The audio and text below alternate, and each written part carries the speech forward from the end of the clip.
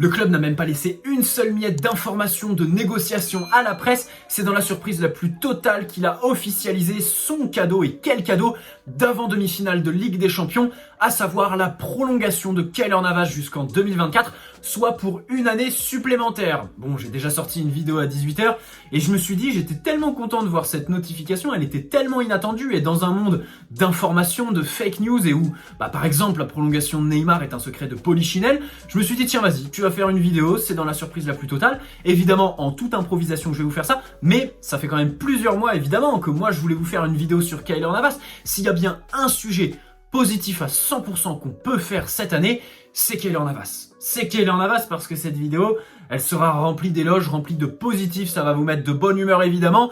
Et bien sûr, on va revenir sur les attributs de Keylor Navas, son aventure au PSG, son lien avec l'histoire du club parce qu'il est déjà dedans en tant que transfert, en tant que joueur et au niveau des performances évidemment. Et sa place aujourd'hui au niveau du poste de gardien dans le monde. Alors on va commencer déjà par cette prolongation qui est une excellente nouvelle. D'abord parce que le PSG envoie un message très fort en prolongeant son gardien titulaire. Je pense pas que Keylor Navas rétrogradera au niveau de la hiérarchie des gardiens, c'est-à-dire qu'il va pas finir son aventure en tant que numéro 2 ou sur le banc des remplaçants. Son statut qu'il a aujourd'hui, c'est-à-dire indiscutable, je pense qu'il va le garder jusqu'à qu'il quitte le PSG, on l'espère le plus tard possible. Et surtout, second constat, on parle d'un gardien. On parle d'un gardien qui a 34 ans évidemment, qui a commencé sa carrière, ou plutôt qui a connu le plus haut niveau sur le tard, on va dire, un peu à l'image de N'Golo Kanté, si on devait comparer avec un joueur de champ.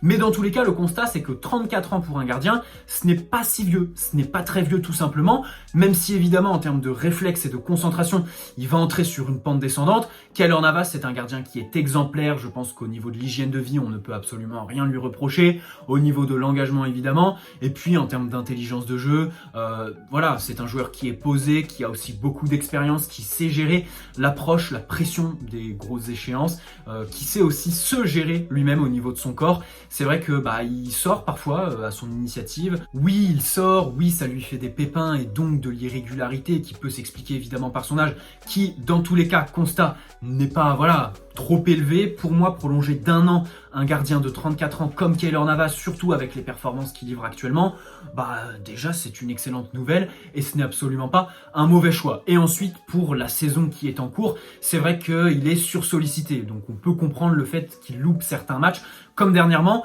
parce que Keylor Navas cette saison va en venir à ses performances qui sont absolument incroyables, que ce soit en Ligue 1. Alors en Ligue 1, pour le titre de meilleur gardien, oui, on peut louer Keylor Navas, mais je pense que déjà ça va se jouer avec l'équipe qui remportera le titre. Est-ce que ce sera Lille qui est bien parti après sa victoire 2-3 à Lyon hier, avec Mike Maignan, qui a fait une petite erreur hier, mais qui dans tous les cas réalise une saison qui n'a rien à envier à celle que sort Keylor Navas.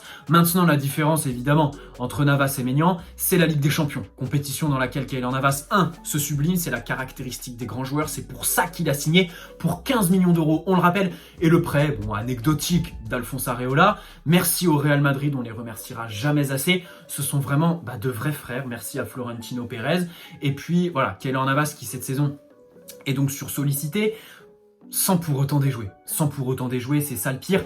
Au niveau de ses attributs, on va s'arrêter, on peut faire un petit point, c'est toujours cool d'analyser le profil d'un gardien, j'aime bien ça perso. Keylor Navas, c'est un gardien qui est très agile, je commencerai par le fait qu'il se mette au sol très rapidement, ça constitue le premier de ses réflexes, notamment sur sa ligne, aussi sur les coups de pied arrêtés, mais aussi sur les frappes à bout portant. D'abord parce qu'il a de la détente, il arrive à aller chercher les frappes qui vont en lucarne, qui sont puissantes et tout ça, et aussi les frappes qui sont à ras de terre, pas de souci de hauteur. Par exemple, pour comparer avec Donnarumma et les fameuses rumeurs de ces derniers temps, Keylor Navas, lui, les frappes au sol, c'est pas un défaut. Donnarumma, on sait tous qu'il a des difficultés, d'abord parce qu'il est très grand à se coucher très rapidement. Keylor Navas, pas de souci de hauteur pour lui, pas de souci de détente, il est très agile.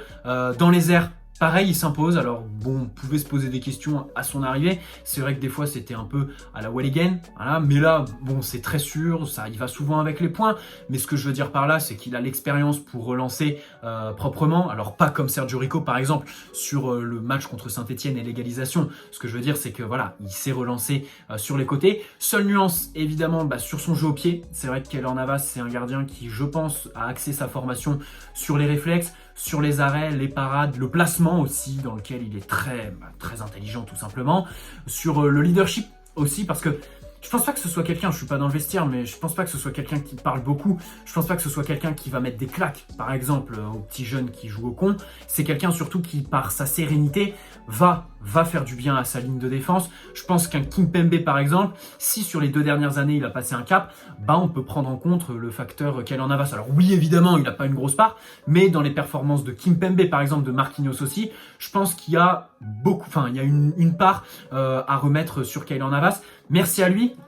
La nuance qu'on peut poser, c'est sur son jeu au pied, qui n'est pas forcément très précis. On l'a vu, voilà, sur des équipes, contre des équipes qui te pressent. Bon, ça, du coup, tu le vois en Ligue des Champions. En Ligue 1, ce défaut, tu le vois pas trop. Mais c'est vrai que des fois, c'est pas très précis. Ça part souvent en touche, c'est souvent précipité. Mais bon, Keylor, on t'en veut pas. Tu nous as sauvé la peau à tellement de reprises. C'est même triste, voilà, que Keylor Navas soit autant élu homme du match, qu'il soit autant mis en lumière. Ça témoigne du fait que le PSG défend comme des bites tout simplement, que ce soit le PSG Tourelle ou le PSG de Pochettino, ça défend mal, on se demande si ça travaille ça à l'entraînement. Bref, je me suis permis une petite pique à la défense et aux entraîneurs surtout, parce que je pense que c'est avant tout les entraîneurs qui, dans le foot moderne aujourd'hui, je pense, délaissent de plus en plus l'aspect défensif, en fait, tout simplement d'une tactique dans une équipe et dans un groupe. On va revenir à Keylor Navas, qui est donc, voilà, d'une importance capitale pour Paris. On va se poser 2 questions. D'abord, au niveau de la meilleure recrue QSI et de l'histoire du PSG, j'ai sorti une vidéo il y a 1 mois dans laquelle j'élisais Zlatan comme meilleure recrue du club parce qu'il a remis le PSG sur la carte de l'Europe, parce que la photo de Zlatan avec le ballon et le maillot devant la Tour Eiffel, je pense que tu fais pas mieux. Voilà, en termes d'image, c'est absolument incroyable. Tu as senti le changement de dimension en une image du PSG. Donc je l'élisais meilleur joueur, enfin meilleur coup, on va dire, meilleur transfert de l'RQSI. Keylor Navas, bon, je disais que c'était encore un peu tôt pour l'élire comme ça, mais aujourd'hui, on se tape une finale l'année dernière contre le Bayern, qu'on perd que 1-0. Là, on élimine le FC Barcelone, le FC Bayern. Franchement, Keylor Navas, son match aller au Bayern, son match retour au Parc des Princes contre Barcelone, je pense que ça suffit pour modifier. Donc je fais aussi cette vidéo pour modifier celle que j'ai sortie il y a 1 mois, et désormais, selon moi, Keylor Navas est la meilleure recrue du PSG sous l'ère QSI parce que, rapport qualité-prix pour 15 millions d'euros, on va pas s'éterniser là-dessus, c'est absolument incroyable, surtout avec l'expérience. On sait tous que sur le marché, le plus cher actuellement, c'est l'expérience. C'est l'expérience qui gonfle les prix. Un joueur d'expérience, il a beau, voilà, un joueur travailleur d'expérience coûtera toujours plus cher qu'un joueur très technique avec toute la vista du monde qui n'a pas d'expérience. Je sais pas si vous voyez ce que je veux dire. Bref, au niveau de la régularité, évidemment, Keylor Navas, que ce soit le samedi à 17h en Ligue 1 Conforama, en déplacement à Angers-Dijon, lorsqu'il faut préserver à 1-0 ou assurer une fin de match tranquille, il est là. Le mardi en Ligue des Champions à 21h, il est là. Et puis surtout en termes de performance, il y a des références, il y en a beaucoup. Je pense qu'il y a aussi un match qu'on a sous-coté chez lui, c'est le 2-2 qu'on va chercher au Santiago Bernabéu face au Real Madrid en phase de poule l'année dernière, qui est déterminant dans notre parcours, qui, on va pas se cacher, a été avantageux au niveau des tirages. On tape l'Atalanta, qui certes était une des équipes qui produisait le meilleur jeu en Europe à cette époque, mais qui n'était pas la meilleure historiquement. D'abord parce que je crois que c'était la première participation à un quart de finale de Ligue des Champions pour Bergame. Leipzig aussi, voilà, derrière. On était dans la partie tableau facile. Donc vraiment, ce match à Santiago Bernabéu, ce 2-2, dans lequel Keylor Navas fait un nombre incroyable d'arrêts. Bon, évidemment, on peut revenir sur ses performances, contre Barcelone, contre le Bayern plus récemment, évidemment. Mais dans tous les cas, voilà. Régularité de performance, surtout impeccable en dehors du terrain. La communication est maîtrisée, il n'y a pas de vague au niveau du vestiaire, on sait tous qu'il tire tout le monde vers le haut. Il est dans la team hispanophone, c'est super, voilà, il hispanise le vestiaire. Je suis sûr que Neymar, par exemple, est très content d'avoir Keylor Navas en tant que gardien. Il fait partie de la colonne vertébrale du vestiaire, du groupe et de l'équipe. En tant que performance, évidemment, c'est un des leaders techniques du PSG par ses performances, et surtout au niveau mental, parce qu'il y a aussi l'expérience. Donc voilà, meilleur recrue QSI. Et pour terminer, selon moi, c'est actuellement le meilleur gardien du monde, parce que jusque-là, on pouvait se dire, il est en duel avec Manuel Neuer.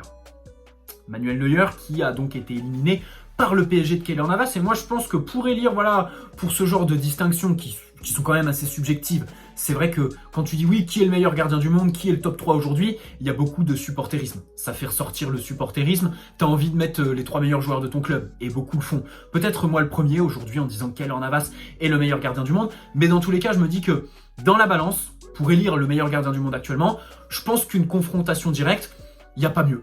Il n'y a pas mieux qu'une confrontation directe entre les deux. Manuel Neuer, bon, il y a cette petite erreur face à Mbappé au match aller. Il en prend quand même 3 chez lui. Au match retour, il fait des arrêts. Il a de la chance par rapport au manque de réalisme de Neymar. Mais dans tous les cas, c'est Keylor Navas qui passe. Donc, meilleur gardien du monde actuellement. Surprise, voilà, comme la vidéo, 2 vidéos en une soirée. Vous m'excuserez les gars, là en termes de contenu, je pense que vous êtes servis. Je tente un coup, je tente un petit move, on va dire. 2 vidéos coup sur coup, parce que la surprise était trop belle pour louper une vidéo. Et comme j'ai dit en début de vidéo, je me suis dit, mais dans un monde où il y a tellement d'infos, de fake news, où aujourd'hui les transferts sont plus du tout inattendus, quoi. Idrissa Gueye, on le savait depuis une semaine que c'était fait. Tous les transferts, alors, le contre-exemple, c'est évidemment la dernière journée du dernier mercato estival du PSG, avec Keane et Danilo, que personne n'aurait pu prédire. Mais dans tous les cas, voilà, ce que je veux dire, c'est que à l'heure des informations, à l'heure de la transparence, à l'heure où le secret est très difficile à garder. D'ailleurs, c'est un des sujets que j'ai eu dans mon concours Sciences Po mercredi. Bon courage à ceux qui sont dans le même cas que moi. D'ailleurs, j'ai pas choisi ce sujet, mais dans tous les cas, aujourd'hui, on est dans un monde où garder le secret, c'est compliqué. Et je me suis dit, vas-y, pour faire la promotion du fait que cette prolongation arrive en totale surprise, tu vas faire une vidéo, tu allumes la caméra, total impro, tu vas parler de Keylor Navas et faire son éloge. Très bonne soirée à tous pour la 2e fois et la dernière pour ce soir, je vous le promets. Allez Paris, allez Keylor, vive Keylor. Ciao.